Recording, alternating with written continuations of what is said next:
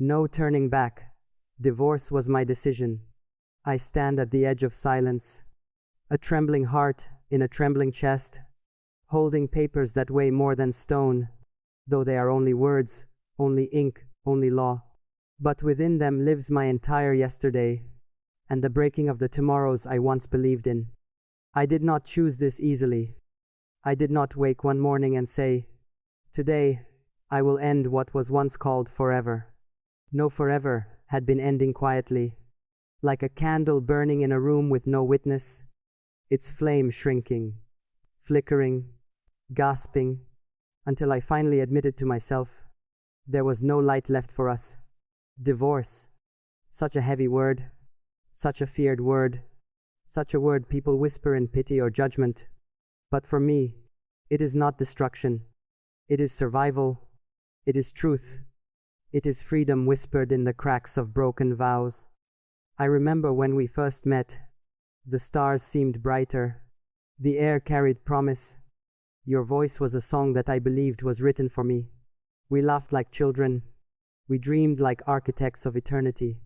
We made plans with careless certainty, believing that love was enough to hold the world together. But love, what a complicated shape it takes. Sometimes it is strong, a shelter in the storm. Sometimes it is fragile, shattering at the slightest fracture. And sometimes it disappears quietly, like morning dew beneath a ruthless sun, leaving only thirst and a field of regrets. I remember the arguments, not just words, but weapons. Every sentence carried fire.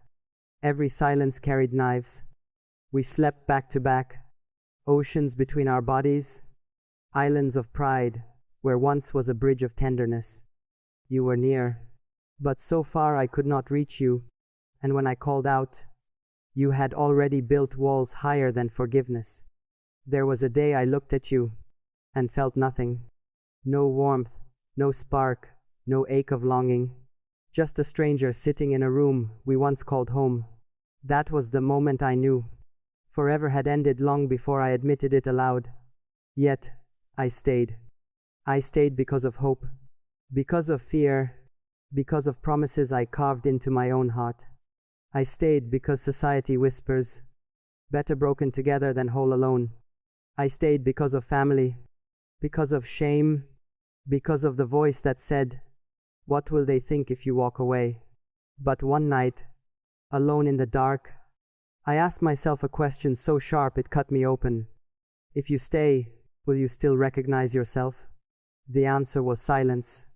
And in that silence, I heard the truth. I was already disappearing, piece by piece, a ghost in my own reflection. So I chose the harder path. I chose to let go. I chose to break in order to heal. I chose divorce, not because I hated you, not because I wished you harm, but because I refused to bury myself alive inside a love that no longer lived. Do you know what courage tastes like? It tastes of salt, the salt of tears shed alone, the salt of fear swallowed down like fire. It tastes of blood, the kind you bleed when cutting ties from chains. It tastes bitter, and yet beneath the bitterness is sweetness, the sweetness of knowing you finally told yourself the truth. I remember the day I signed my name. The ink spread like rivers across the page, black as midnight, final as a closed door. My hands shook, but my soul stood tall for the first time in years. The pen was not a weapon.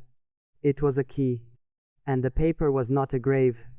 It was a map toward freedom. No turning back, I whispered. And for the first time, I meant it. People will talk. They always do. Some will say I was weak. Others will say I was cruel. Few will understand, because few ever truly see the war inside another's chest. But I do not need their approval. I do not need their pity. This decision was mine, and mine alone. I did not leave because I wanted loneliness. I left because I wanted peace. I did not walk away to destroy what we had. I walked away to save myself from becoming nothing at all. Do you hear that? It is silence. But not the silence of neglect, not the silence of cold shoulders and locked hearts. It is the silence of possibility, the silence of freedom, the silence where my voice can finally rise again. I will learn to sleep in a bed that holds only me. I will learn to laugh without the echo of your shadow. I will learn to dream new dreams, not built on broken foundations. I will learn to love again.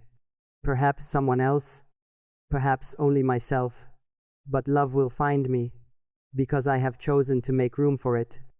And maybe one day, when memory softens and wounds scar over, I will think of us without bitterness. I will remember the good without being drowned by the bad. I will accept that some stories are meant to be unfinished, and that endings are also beginnings, disguised in pain. So let the world watch me walk. Let them whisper. Let them judge. I carry no regret, only the weight of honesty. This is my choice. This is my freedom. This is my truth. Divorce was my decision, and though the road ahead is unknown, I will walk it with a steady heart, for there is no turning back. And I am finally free. Freedom feels strange at first. It does not arrive like a celebration, with trumpets or fireworks in the sky. It arrives quietly, like a bird landing on your shoulder, after you've forgotten what wings sound like. It is shy, uncertain, but it is there. I wake in the mornings now, and the bed feels wider than it used to. At first, the emptiness was unbearable, a hollow echo of what once was. But slowly, that emptiness began to feel like space. Space to breathe, space to stretch, space to exist without fear of being too much, or never enough. The mirror no longer lies to me. I look at my reflection and see someone rising from the ashes of yesterday. My eyes are tired, yes, but they are clear, no longer clouded by the storm of trying to hold together what was already broken.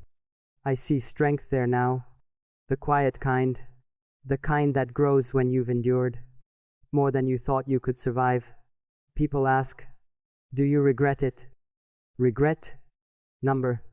Pain? Yes. Loss? Yes. But regret is for choices made in haste, for actions done without truth. This was not haste. This was years of silence, years of fractures, years of drowning while pretending to breathe. I did not choose lightly. I chose because the weight of staying was heavier than the weight of leaving. And so I remind myself, it is not failure to walk away. It is failure to stay in a place where love no longer lives. Sometimes at night, memories try to haunt me. They creep like shadows across the walls of my mind. The laughter we once shared, the way your hand felt in mine, the way we built castles of promises in the air. And for a heartbeat, I almost ache to return, to rewrite the story, to imagine an ending that isn't shattered,